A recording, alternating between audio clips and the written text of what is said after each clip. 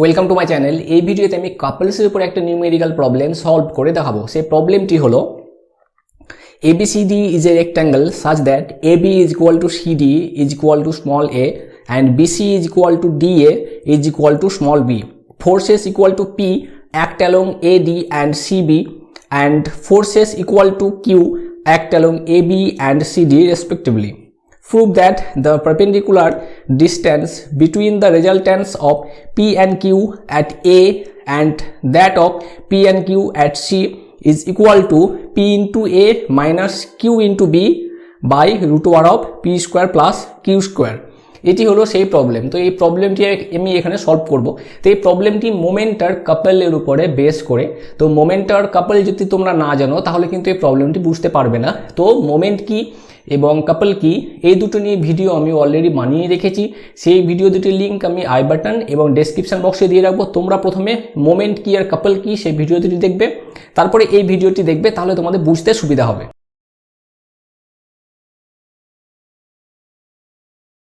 তো চলো এবার প্রবলেমটি সলভ করি। তো এটি হলো প্রবলেম ওয়াইজ সেই ফিগার। তো এটি হলো সেই রেক্ট্যাঙ্গেল ABCD রেক্ট্যাঙ্গেল। তো AB বরাবর কিউ ফোর্স, CD বরাবর কিউ ফোর্স, AD বরাবর P ফোর্স আর BC মানে CB বরাবর P ফোর্স কাজ করছে। তো দেখো AP হলো বল যুগ্ম কাপল আর AQ হলো বল যুগ্ম কাপল। তো কিভাবে কাপল সেটা তোমরা জানো। তো এবার দেখো এখানে টোটাল দুটো কাপলস একসাথে কাজ করছে। তো এই যে পি আর কিউ আছে, এই পি আর কিউ এর আমরা রেজাল্ট্যান্ট বের করেছি। সেই রেজাল্ট্যান্ট হলো R1। এবার R1টা আমরা কীভাবে পাবো সেটা আমরা দেখবো। আমরা এখানে যেটা সেই সূত্রটা অ্যাপ্লাই করছি সেটা হলো প্যারালেলোগ্রাম ল বা বলের সামান্তরিক সূত্র। সেটা আমরা এখানে অ্যাপ্লাই করে এখানে আমরা রেজাল্ট্যান্ট R1 বের করব। আর সি পয়েন্টে আমরা এই পি আর কিউ এর যে রেজাল্ট্যান্ট হবে সেটাকে ধরে নিলাম R2 রেজাল্ট্যান্ট, মানে R1 R2 হলো রেজাল্ট্যান্ট। তো এই অঙ্কটাতে আমরা কি করতে চলেছি, এই অঙ্কটাতে এই যে রেজাল্ট্যান্ট আছে, এই দুটো রেজাল্ট্যান্ট একে অপরের সাথে মানে প্যারালাল আছে। তো এদের মধ্যে যে পারপেন্ডিকুলার ডিস্টেন্স আছে সেই ডিস্টেন্সটা মনে করি স্মল এক্স। আমরা এটা ধরে নিলাম যে ডিস্টেন্স হলো স্মল এক্স, মানে এই দুটো ফোর্সের লাইন অফ অ্যাকশনের পারপেন্ডিকুলার ডিস্টেন্স হলো এক্স। সেই এক্স সমান আমরা বের করব কি, তাহলে কিন্তু আমরা যে প্রুভ করতে বলেছে সেটা আমরা খুব সহজেই সেটা প্রুভ করতে পারবো। তো এখানে আমরা কি করব, এখানে আমরা করব কি, প্রথমে ইন্ডিভিজুয়াল যে ফোর্সগুলো আছে ইন্ডিভিজুয়াল ফোর্সগুলোর মোমেন্ট বের করব, তারপরে যে রেজাল্ট্যান্ট আছে রেজাল্ট্যান্টের মোমেন্ট বের করব, দুটো মোমেন্টকে সমান করব। কি কি সমান করব, রেজাল্ট্যান্টের মোমেন্ট সমান ইন্ডিভিজুয়াল ফোর্সের মোমেন্টের যোগফল আমরা সমান করব। তাহলে কিন্তু আমরা এই যে এক্স আছে এক্স এর ভ্যালু খুব সহজেই পেয়ে যাব। তো চলো দেখো কিভাবে করছি। তো ফার্স্ট আমরা যে রেজাল্ট্যান্ট আছে R1 এর ভ্যালু বের করব।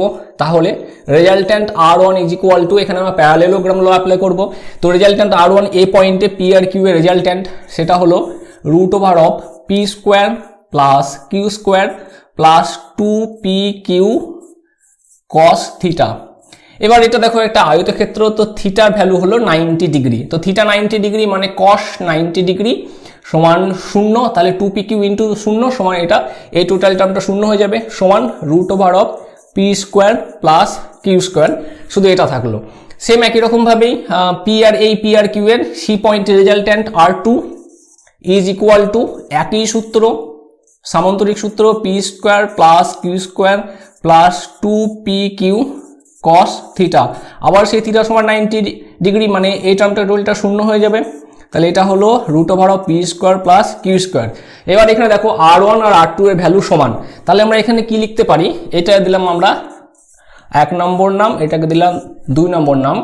তাহলে 1 আর 2 সমীকরণ থেকে আমরা খুব সহজেই পেয়ে যাচ্ছি যে R1 সমান R2 সমান ধরে নিলাম ক্যাপিটাল R, এটাকে আমরা ধরে নিলাম। তাহলে R1 সমান R2 আমরা পেয়ে গেলাম যেহেতু একই রকম ভ্যালু হচ্ছে। এবার এই যে পি আর কিউ এর যে বল যুগ্ম আছে প্রতিটা বলের আমরা ইন্ডিভিজুয়ালি মোমেন্ট বের করব। তো প্রতিটা বলের যদি ইন্ডিভিজুয়াল মোমেন্ট বের করতে যাই ফার্স্ট আমরা কি বের করব, আমরা প্রতিটা বলের মোমেন্ট বের করব এ পয়েন্টের সাপেক্ষে। তো এ পয়েন্টের সাপেক্ষে প্রথমে পি ফোর্সের মোমেন্ট যদি বের করতে যাই তাহলে পি ফোর্সের মোমেন্ট বের করতে গেলে মোমেন্ট সমান কি ফোর্স ইন্টু সেই পয়েন্ট থেকে পারপেন্ডিকুলার ডিস্টেন্স। তো পি ফোর্স দেখো এ পয়েন্ট বরাবরই গেছে, তো এই পি ফোর্সের কোনো মোমেন্ট নেই, এটার মোমেন্ট ভ্যালু 0 আর এটার কিন্তু দেখো ডিস্টেন্স আছে স্মল এ। তাহলে পি ফোর্সের মোমেন্ট অ্যাবাউট পয়েন্ট এ এটার ভ্যালু কি হচ্ছে, এটার ভ্যালু আমরা ধরে নিলাম এটা হলো m1 সমান P into force P into perpendicular distance এ। তো এটা দেখো ক্লকওয়াইজ মোমেন্ট মানে পজিটিভ, মানে কোনো নেগেটিভ কিছু নেই, পি ইন্টু স্মল এ, এটা হলো পি এর মোমেন্ট। এবার একই রকমভাবে কিউ এর মোমেন্ট দেখো, এই কিউ দুটো ফোর্সে যদি আমরা মোমেন্ট বের করতে যাই, আবার সে একই পয়েন্ট এ পয়েন্টের সাপেক্ষে দেখো এই কিউ ফোর্সটা কিন্তু এ পয়েন্ট বরাবরে গেছে, তো এই ফোর্স কোনো মোমেন্ট ক্রিয়েট করতে পারছে না, কিন্তু এই ফোর্সের ডিস্টেন্স দেখো এ পয়েন্ট থেকে আছে কি এই বি, স্মল বি, তাহলে কিউ ইন্টু স্মল বি, কিন্তু এটা দেখো অ্যান্টি ক্লকওয়াইজ, তো এটা হলো নেগেটিভ মোমেন্ট। এটাকে ধরলাম আমরা m2 সমান, তার নেগেটিভ মোমেন্ট তো minus Q into small B, এটা হলো দুটো ফোর্সের ইন্ডিভিজুয়াল মোমেন্ট। তাই ইন্ডিভিজুয়াল মোমেন্ট যখন আছে তাহলে এবার এই বল যুগ্মর কি করব আমরা, টোটাল মোমেন্ট করব। অতএব টোটাল মোমেন্ট কি হবে, m1 প্লাস m2 সমান p প্লাস a, এটা প্লাস কি আছে minus Q into B, minus Q into B, তাহলে এটা সমান P into A minus Q into B, এটা হলো নেট মোমেন্ট এটা। এবার দেখো যে রেজাল্ট্যান্ট আছে, রেজাল্ট্যান্টের মোমেন্ট আমরা বের করবো r1 আর r2, তো r1 r2 কে আমরা r ধরে নিয়েছি, তো আমরা r1 এর বের করি মোমেন্ট, বা r2 এর মোমেন্ট বের করে কোনো ব্যাপার নেই, দুটোই একই। তো এবার দেখো মনে করো যে এখানে একটা ইমাজিনারি একটা অবজেক্ট আছে, তো এই পয়েন্টের নাম আমরা দিলাম টি নাম দিলাম, এই পয়েন্টের নাম দিলাম ভি। এবার দেখো এখানে আমাদের কি কাজ করছে, এখানে r1 ফোর্স কাজ করছে, এখানে r2 ফোর্স কাজ করছে, মাঝের ডিস্টেন্স হলো x। তো যে কোনো পয়েন্টের সাপেক্ষে আমরা যদি মোমেন্ট বের করি তাহলে কিন্তু আমরা এই যে রেজাল্ট্যান্ট আছে রেজাল্ট্যান্টের টোটাল মোমেন্ট পেয়ে যাব। তো টি পয়েন্টের সাপেক্ষে যদি মোমেন্ট বের করতে r2 এর মোমেন্ট ভ্যালু 0, r1 এর moment value r1 into x, আবার কি যদি ভি পয়েন্টের সাপেক্ষে মোমেন্ট বের করি তাহলে কি হবে r1 এর মোমেন্ট 0 আর এটা কি হবে r2 ইন্টু এক্স, তাহলে r1 সমান r2 সমান হলো r, তাহলে মোমেন্ট অফ দি রেজাল্ট্যান্টস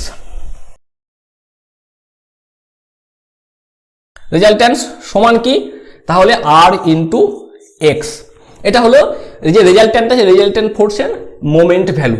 এবার আমরা যখন মোমেন্ট পড়েছিলাম, মোমেন্ট পড়ার সময় জেনেছিলাম যে কোনো অবজেক্টের উপরে যদি কয়েকটা ফোর্স কাজ করে এবং তার ফলে যদি সেই অবজেক্টের মধ্যে মোমেন্ট কাজ করে, মানে ঘরটা অবজেক্টের মধ্যে ঘূর্ণনের সৃষ্টি হয়, তাহলে কি হবে, তাহলে প্রতিটা ইন্ডিভিজুয়াল ফোর্সের কোনো একটা পয়েন্টের সাপেক্ষে টোটাল মোমেন্ট সমান হবে কার সাথে, সেই পয়েন্টের সাপেক্ষে রেজাল্ট্যান্টের মোমেন্ট, এটা হবে, এটা আমরা মোমেন্ট পড়ার সময় জেনেছিলাম। তাহলে কি হবে, তাহলে হবে এটা সমান এটা হবে। তো আমরা কি দিলাম, এটাকে দিলাম 3 নাম্বার ইকুয়েশন আর এটাকে দিলাম 4 নাম্বার ইকুয়েশন।